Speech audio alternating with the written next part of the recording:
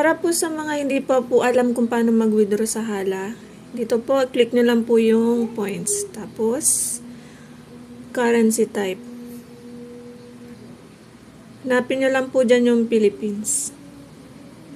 Tapos, payment method, may GCash, may Maya, may Palawan. I-click nyo lang po yung all. Tapos, ito po, yung account information. Yung account po, yung number nyo po ng GCash. Tapos, yung name nyo po sa GCash mismo. Tapos, i-click nyo na po yung withdraw.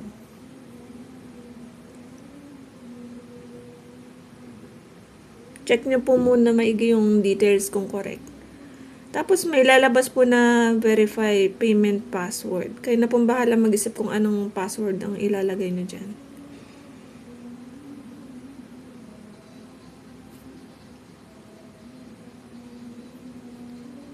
Ayun, successful withdrawal. Tapos, mag-aantay lang po tayo ng ilang minutes po. Check nyo po dito sa cash out. Yan. Naka-pending pa po siya.